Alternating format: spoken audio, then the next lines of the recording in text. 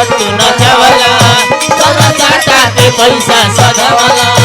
कबो बेली कबो पट्टू नचवला सोना चाटा के पैसा सधवला तनी दया करो ये भला भला तनी दया करो ये भला भला होई जाई बवाल तोरा भगला पर काहे बड़े पिसला ले हम भगला पर आवत ठुमका लगाओ रे हम भगला पर आवत ठुमका लगाओ रे भगला तोरा ठुमका लगाओ रे कबो बेली कबो पट्टू नचवला सोना चाटा के पैसा सधवला कबो बेली कबो पट्टू नचवला सोना चाटा के पैसा सधवला तनी दया करो ये भला तनी दया करो ये भला होई जाई बवाल तोरा भगला पर काहे बड़े पिसला ले हम भगला पर आवत ठुमका लगाओ रे हम भगला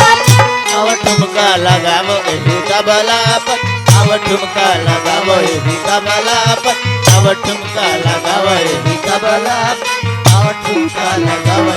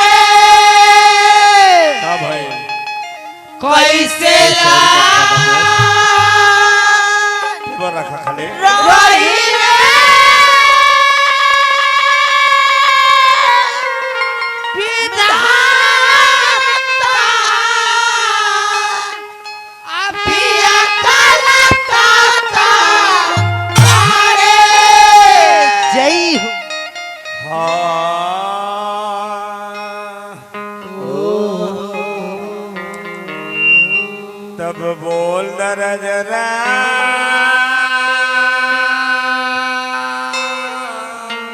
आए आए आए हाय रामचंद्र के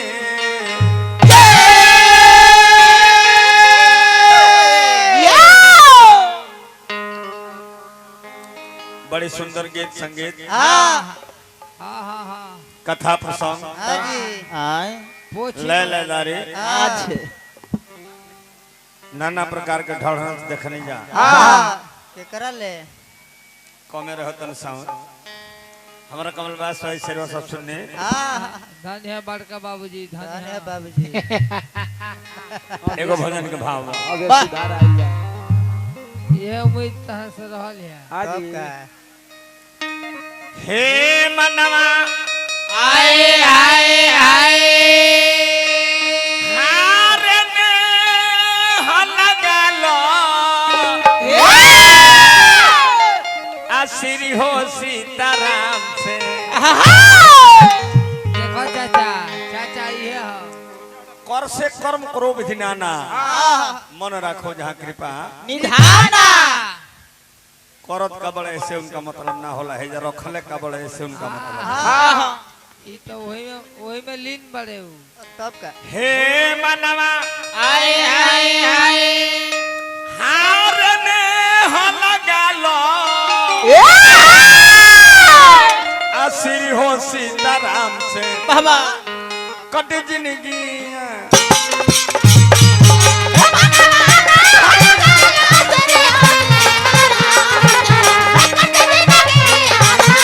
हे मनवा में हो लगा आशीर हो सीताराम कट जिंदगी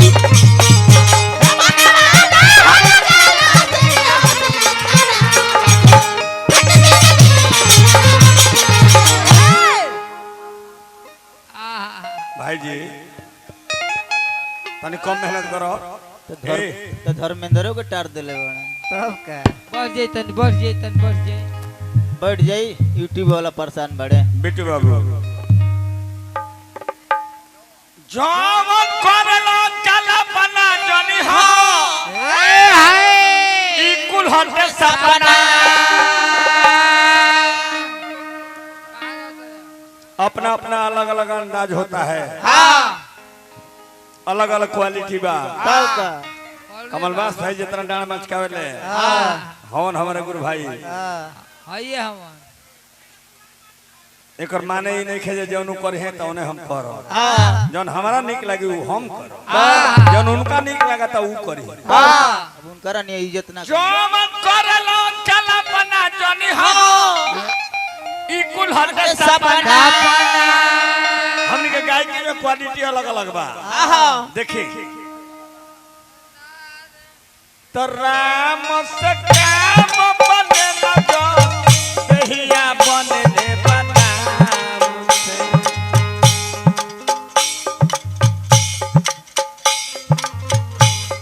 हे राम से काम बने लगो दहिया बने ला बनाम कटे जिंदगी रविंद्र ये ना हुई हमारा रविंद्र बबुआ बड़ी बड़ी रुपया पुरस्कार दिले हार्दिक अभिनंदन स्वागत बा बा ये ना हुई चाचा जौन सब हो हम ना हो जौन हम हो सब ना हो सब बना हो हार्दिक अभिनंदन बा कमलवास भाई कहले हम YouTube चैनल वालों के चाहिए कुछ नया दे दी का दिला जौन अभी भी गीत गा के बंद कर दे है 2007 में 17 यादव के संगे गीतिया गा के कंपटीशन में इनकर आई हाँ जी कैसा है यूट्यूब का कहे करे के कहत हम नया चैनल में देता है खाली बलाइट रहता अपने अपनी सोच चहले है जे हमरा के फुहर बना के कुछ फुहर हम बोल दी झूठो के फुहर बने बतना ना हमके रोशन प्रदुमन थोड़े ना है बात मुख ना पर मुख सुख के भूख के कारण जेकरा जतना बा उतना में संतोष हो जाए तो दुख के कोनो जरूरत नहीं खे ना जरूरत ना पड़े ओकरा उ तो जौन बा ओकरा बढ़ावे का फेर में सुख का खोज में दुख का नियरा पहुंच जाता है बात मुख ना पर मुख सुख के भूख के कारण दुख एह बात पर विचार करो दई क दिन 4 दिन की चांदनी फिर अंधेरी रात तो नाता कतन रही ए देहिया काहे मुकाम तो नाता कतन रही ए देहिया काहे मुकाम से कटे जिंदगी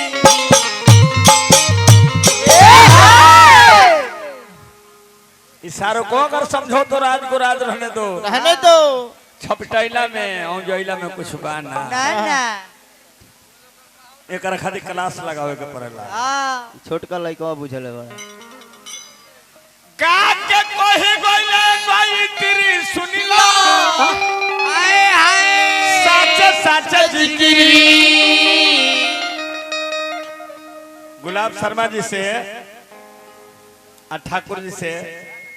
गौनाई कलकत्ता होता है गुलाब शर्मा जी कहने जी व्यास जी ठाकुर जी हाँ जी हम उहे गाइले जोन शास्त्र में लिखल बा हाँ ठाकुर जी कहले जी शर्मा जी हम जोन गाइले उससे शास्त्र में लिखे का जोग हो जाला काटे कही गइले कही तेरी सुनिना साचा साचा जिक्री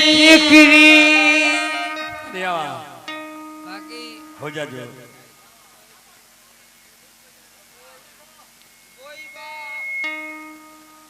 पिंकिया जौन बोई बा उहे कटब मन मनोज जैसन करब तारा आगा आ जाए आई तो बोई बाबूर तो कैसे बोई फलाया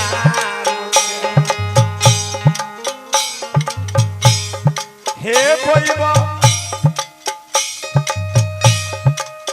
बोई बाबूर तो कैसे बोई फलाया कटे जिंदगी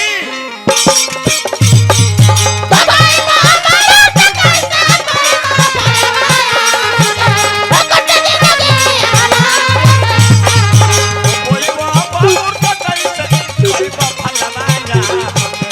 कटे जिंदगी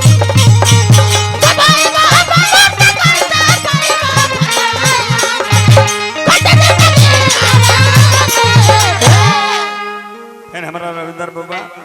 कैसा अस्से का कथा से हजार पुरस्कार दिले हार्दिक हार्दिक शुभकामना बा जय हो ट्रक ड्राइवर देखी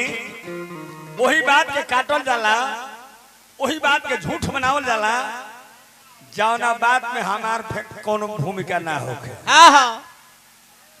ऐसा एगो लड़के में बड़ा बात